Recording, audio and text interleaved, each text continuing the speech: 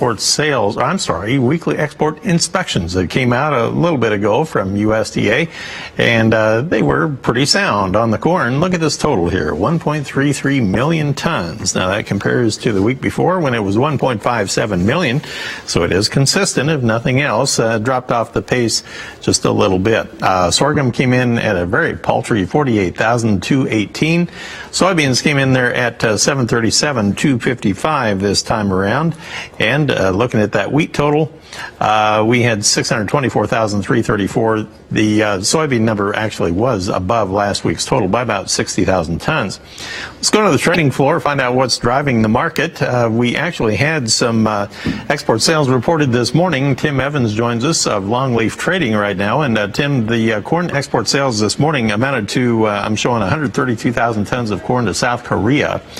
And it seemed like right out of the gate, the corn market had pretty good support from that, and it didn't take long at all vaporized. Why do you think that was?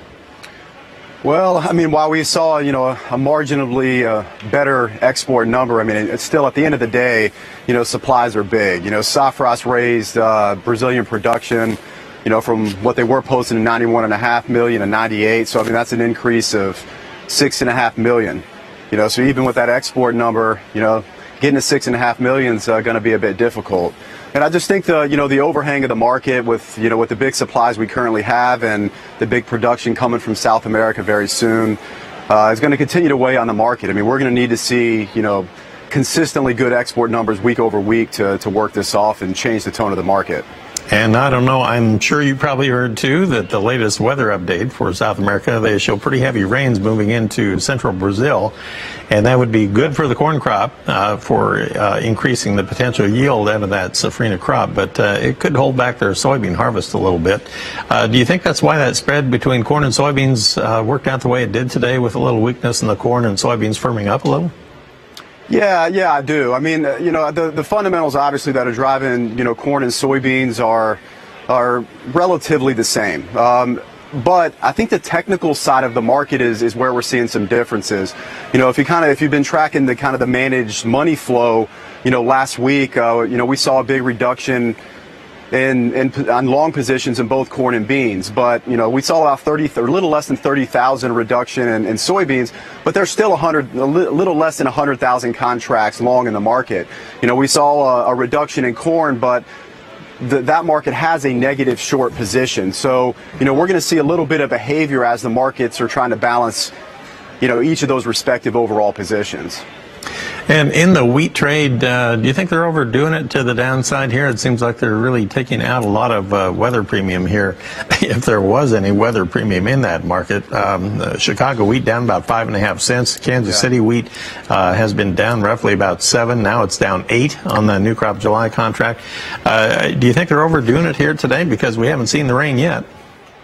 Yeah, well, I mean, even the amount of rain that they're calling for, I saw this morning calling for 3/4 of an inch. I've seen some other forecasts that have varied from that, but at the end of the day, I'm not really sure what big difference that's ultimately going to make. I mean, I think we're going to need to see a little more rain than that.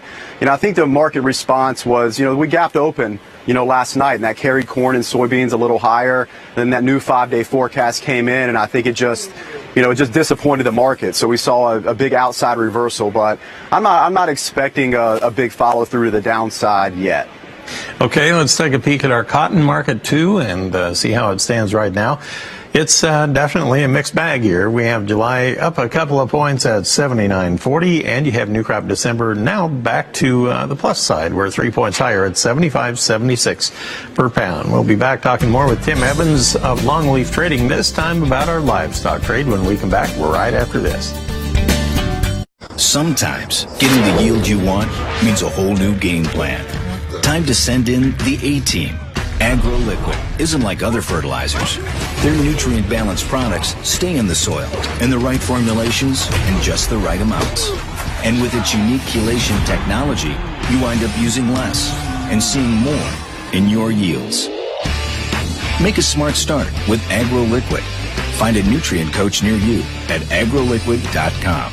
Western sports are completely grounded in agriculture. I mean, it goes hand in hand. So it's a perfect fit for RFD TV to have lots of coverage of Western sports. Highlights of the past week in Western sports and what's next on the circuit. Western Sports Weekly with Amy Wilson. Wednesday nights at 8:30 Eastern. Only on RFD TV. This segment is brought to you by Kubota. For Earth, for Life.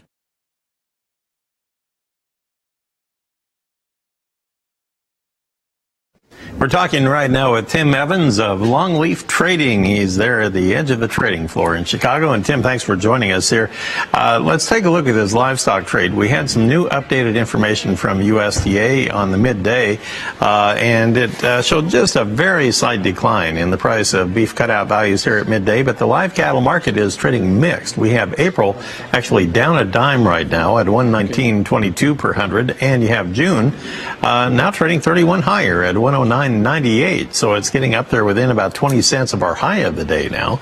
And if you look at the feeder cattle side, right here you have March up 66. Your big mover is your April contract, and I would guess that's probably the highest volume month as well, Tim.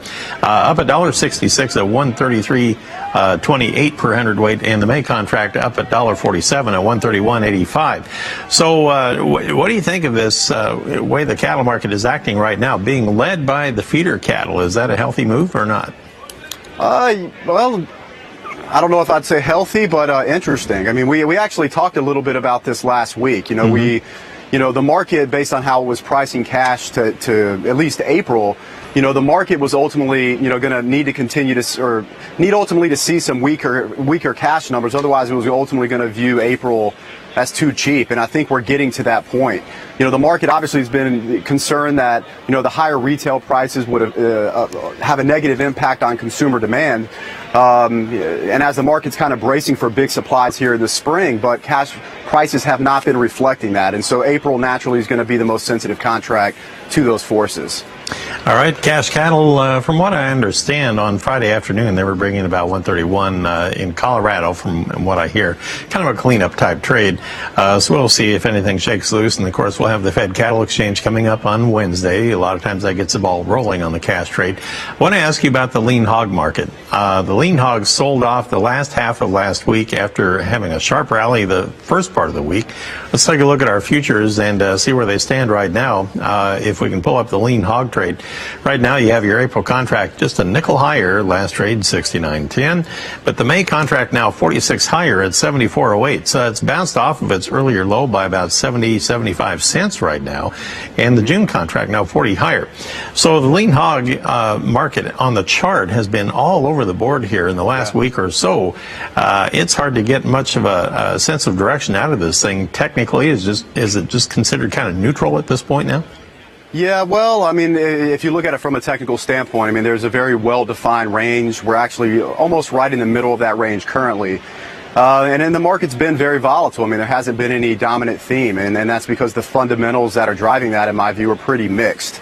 You know, we've seen some relatively active spreading activity between the cattle and the hog market, which, you know, that can create some, you know, strange market movements. But, you know, until we see a dynamic market theme in terms of fundamentals develop, you know, I don't think we're going to see any directional price movement here over at least this week, you know, unless something develops that we currently don't know. All right. Thanks, Tim. Good information. I appreciate it.